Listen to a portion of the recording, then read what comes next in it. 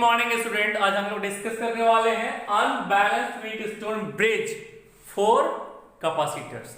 Capacitor में unbalance condition होगा ये।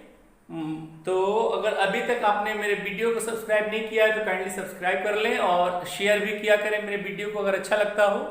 Thank you. अब क्या है, ऐसे था कल हम लोग बनाए थे बैलेंस्ड कंडीशन का।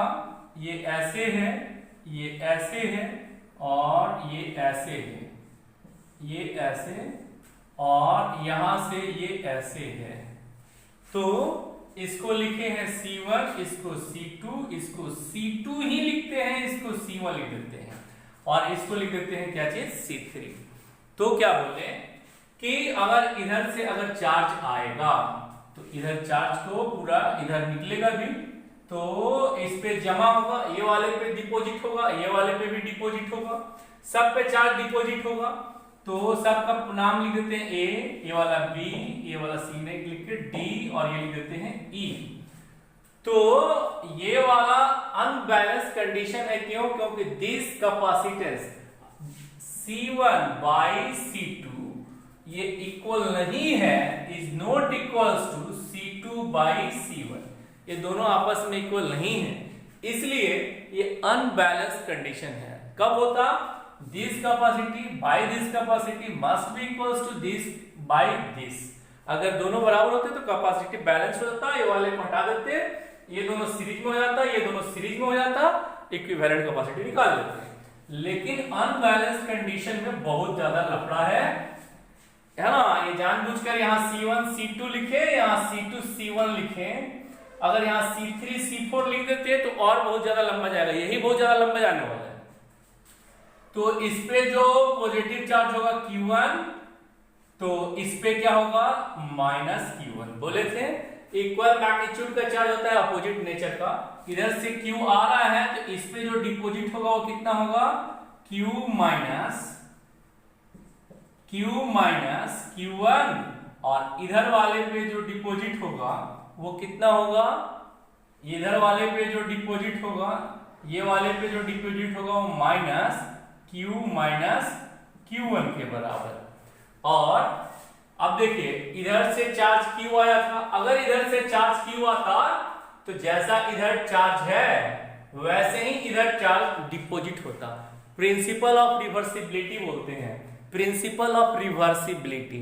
क्या बोल रहे थे कि अगर इधर से जो चार्ज अगर आता तो जैसा चार्ज इस पे जमा है वैसा ही चार्ज इस पे जमा होता। क्यों? क्योंकि देखिए जैसा रास्ता इसमें है एग्जैक्टली यहां भी चार्ज आने के बाद वैसा ही रास्ता इसमें है। तो इस पे जो चार्ज जमा होता है जो इतना इसमें है एग्जैक्टली वही चार्ज इस पे जमा होता। तो इस पे कितना चार्ज जमा होता, Q माइनस Q1, और इस पे जो चार्ज जमा होता ये वाले पे ये हो जाता माइनस Q माइनस Q1। इस पे जो चार्ज जमा होता है ये वाले पे प्लस Q1, और इस पे जो जमा होता है वो कितना जाता, माइनस Q1। अब ये ऐसे आगे क्यों चले गए। अब क्या बोले कि ये सभी मिलाकर, ये सब मिलाकर एक इक्विवेलेंट कैपेसिटर बना रहा है। इक्विवेलेंट कैपेसिटर, इसकी इक्विवेलेंट कैपेसिटी C इक्विवेलेंट, और यहाँ पे जो है A पॉइंट है और यहाँ पे हम लोगों का B पॉइंट है, और इसका जो पोटेंशियल डिफरेंस लिख दिए हैं कितना, V। यहां से लेकर यहां तक का जो पोटेंशियल डिफरेंस है, ये जो पोटेंशियल डिफरेंस है, ये जो पोटेंशियल डिफरेंस है, इसको कितना लिख दे रहे हैं हम लोग, V। तो इसका पोटेंशियल डिफरेंस V के बराबर है। तो सारा चार्ज तो इसी पे डिपॉजिट होगा क्योंकि ये पूरा मिला के इक्विवेलेंट हो गया। तो इस पे जो चार्ज हो जाएगा वो कितना के बराबर हो जाएगा, Q के। तो Q इज इक्वल्स टू कितना होता है, C इक्विवेलेंट इंटू V। तो V इज इक्वल्स टू कितना होगा, Q by C equivalent, Q by C equivalent. अब क्या करेंगे, यहां से ऐसे भी जा सकते हैं, ऐसे घूम के भी जा सकते हैं। दोनों में ऐसे यहां से ऐसे जाइए, जितना पोटेंशियल डिफरेंस होगा एग्जैक्टली उतना ही पोटेंशियल डिफरेंस होगा अगर ऐसे ऐसे ऐसे करके जाते हैं तो यहां से यहां तक है। देखिए VA V A minus V B को लिख सकते हैं V A minus V D plus V D minus V B. ऐसे तो देखिए ये माइनस वी डी ये प्लस वी डी कट जाएगा, यही के बराबर इसी के बराबर आ जाएगा। तो ये कितना के बराबर लिखे हैं हम लोग v, ये यहां से लेके यहां तक का पोटेंशियल डिफरेंस तो v, और V A minus V D कितना के बराबर होगा ये वाला, तो ये हो जाएगा हम लोगों का Q1 बाई C1 प्लस अब यहां से लेकर यहां तक गए, ये कितना के बराबर हो जाएगा Q minus Q1 by C2। तो ये कितना के बराबर लिख दीजिएगा, देखिए Q1 इसमें भी Q1 इसमें भी, तो Q1 इन दोनों में कॉमन ले लेते हैं, 1 by C1 minus 1 by C2 plus plus कितना हो जाएगा Q बाई C2, इतना के बराबर हो गया ये वाला। अब क्या कर रहे थे, अब क्या कर रहे हैं, इस पे जो चार्ज होगा वो कितने के बराबर होगा, इस पे जो चार्ज होगा वो कितने के बराबर होगा। तो देखिए ये बीच में एयर है, ये भी एयर है, ये भी एयर है। कैपेसिटर क्या होता है, दो प्लेट होता है ऐसे लगा हुआ, ऐसे दो प्लेट लगा हुआ, इसका एरिया होगा, इसका एरिया होगा, अब बीच में एयर होगा। तो ये वाला और ये वाला तीनों इंटरकनेक्टेड है। कहने का मतलब इस पे टोटल सम चार्ज का टोटल सम कितना होना चाहिए, 0। अगर इस पे चार्ज होगा प्लस Q तो इस पे चार्ज कितना हो जाएगा माइनस Q। तो ये Q हम लोगों को निकालना होगा, तो कैसे निकालेंगे, माइनस Q1 फिर कितना लिखेंगे प्लस Q फिर कितना लिखेंगे Q माइनस Q1।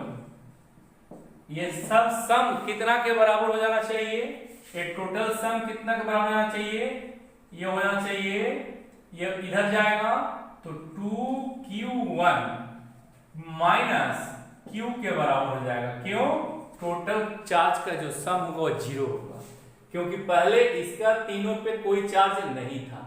चार्ज क्यों इस पे आ जा रहा है, क्योंकि इधर से चार्ज दे रहे हैं तो इस पे भी चार्ज इंड्यूस्ड हो रहा है, इस पे भी चार्ज इंड्यूस्ड हो रहा है, इस पे भी चार्ज इंड्यूस्ड हो रहा है। तो Q बराबर हो जाएगा 2Q1 माइनस Q। अब क्या बोले कि ये वाला जो चार्ज हो गया वो कितना के बराबर हुआ, 2Q1 माइनस Q के बराबर। अब क्या बोल रहे थे, अब इसको मिटा देते हैं, नहीं अब एक बार और लिख देते हैं।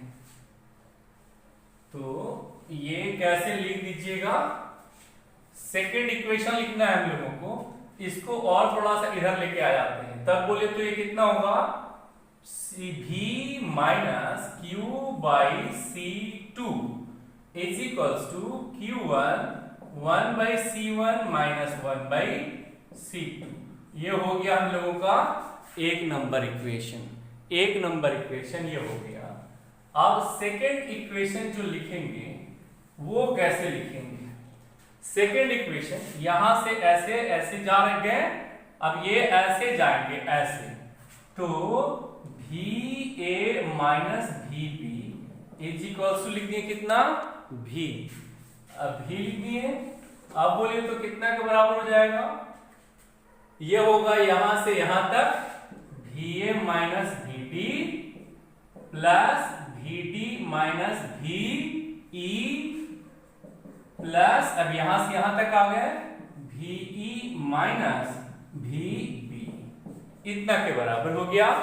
अब ये कितना लिख दीजिएगा, इसके बदले में कितना लिख दीजिएगा Q1 बाई C1 प्लस ये वाला मतलब ये वाला, ये कितना हो जाएगा 2Q1 minus Q by C3, फिर यहां से ये वाला plus Q1 by C1, Q1 by C1।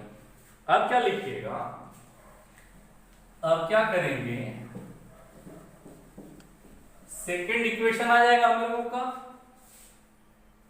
First equation तो मिटा दिए तो ये क्या होगा V is equals to Q1 by C1 plus 2Q1 by C3, और ये भी हो जाएगा 2 और ये हो जाएगा माइनस Q बाई C3। अब ये बराबर के इस तरफ आएगा, ये बराबर के इस तरफ आएगा, तो v plus Q by C3 2Q1 common हो गया, ये कितना के बराबर हो जाएगा 1/C1 प्लस 1/C3। और अभी जो आया है हम लोगों का इसके जस्ट पीछे वाला में वो आया था v plus v minus Q by C2 आया था, C2 ऐसा आया था is equals to Q1 1/C1 minus 1/C2, ये ऐसा आया था। ये था हम लोगों का इक्वेशन फर्स्ट और ये था इक्वेशन, ये हो गया हम लोगों का इक्वेशन सेकंड। ये देख लीजिएगा अभी जस्ट पीछे में। देखिए अब क्या करेंगे कि इसमें इससे डिवाइड कर देते हैं, तो डिवाइड करेंगे तो ये Q1 और ये Q1 कैंसिल हो गया।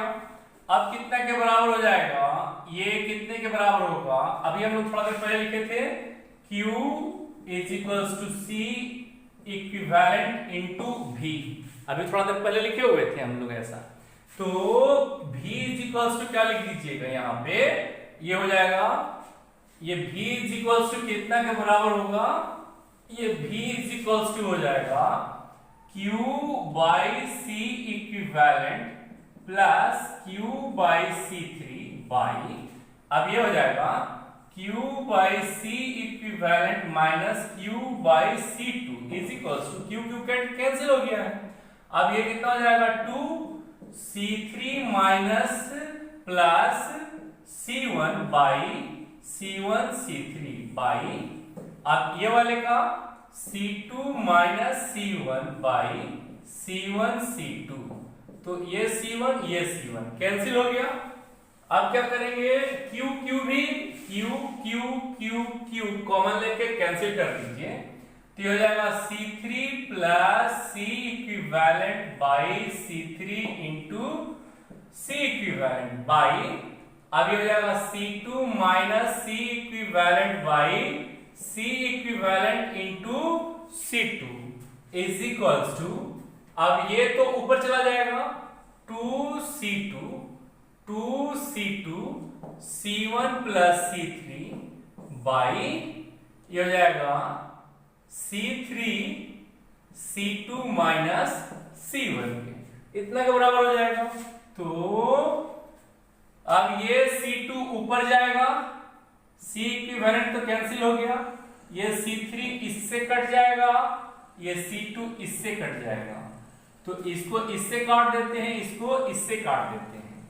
अब क्या हो जाएगा, अब क्या होगा, अब लिख देंगे इसको इससे गुना कर देंगे, कितना होगा C3 प्लस C इक्विवेलेंट और ये हो जाएगा C2 minus C1 is equals to C2 minus C equivalent और ये हो जाएगा ट्वाइस C1 प्लस C3। अब ये इतने के बराबर हो गया, अब ये हो जाएगा C2 C3, ये दोनों को गुना कर लिए, माइनस C1 C3, फिर इसको अब गुना करेंगे इससे plus C equivalent into C2, फिर इसको गुना करेंगे C इक्विवेलेंट इंटू C1, अब फिर इसको गुना करेंगे ट्वाइस C1 C2, फिर इसको इससे गुना करेंगे प्लस 2C2 C3 प्लस, अब बोलिए इसको हो गया, अब ये वाला इससे गुना करेंगे, माइनस हो जाएगा माइनस 2C1 C इक्विवेलेंट, फिर इसको इससे गुना करेंगे तो होगा minus 2C equivalent into C3 के बराबर, ये इतना के बराबर होगा। अब क्या होगा, C इक्विवेलेंट वाले को सबको एक साथ, देखिए यहाँ पे C इक्विवेलेंट है और ये दो जगह C इक्विवेलेंट है, सबको एक तरफ लाते हैं, तो यहां लिख देंगे C2 C equivalent minus C1 C equivalent, अब ये वाला लाएंगे माइनस, तो प्लस हो जाएगा 2C1 C इक्विवेलेंट, ये भी लाएंगे इधर plus 2C3 C equivalent, is equals to, अब ये सब को एक तरफ लिखते हैं, 2c1c2 प्लस 2c2c3, फिर ये वाले को इधर लेकर आएंगे तो प्लस c1c3, फिर इसको इस तरफ लाएंगे तो माइनस c2c3, इतना के बराबर होगा। अब क्या होगा, देखिए ये प्लस में है और ये माइनस में है, C इक्विवेलेंट सभी में है, कॉमन ले लेंगे तो ये हो जाएगा C2, ये दोनों मिलाकर हो जाएगा plus C1 plus 2C3 into C equivalent, ये कितना के बराबर हो जाएगा, C1 2C1C2 प्लस ये हो जाएगा C2C3 प्लस C1C3। तो C इक्विवेलेंट ये बहुत लंबा है, इसलिए डायरेक्ट इसका फॉर्मूला याद रखिएगा, C इक्विवेलेंट बराबर twice C1C2 plus C2C3 plus C1C3 by C1 plus C2 plus 2C3, इतना के बराबर होगा इक्विवेलेंट कैपेसिटेंस। अगर ऐसे ऐसे दिया हुआ रहे कि ये है C1 और यहां था C3, यहां था C2, यहां था C2 और यहां है C3 और यह है C1, अगर ऐसे दिया रहे तो इसका इक्विवेलेंट कैपेसिटी इतना के बराबर होगा। अगर कोई प्रॉब्लम हो रहा होगा तो काइंडली कमेंट किया करें। Thank you.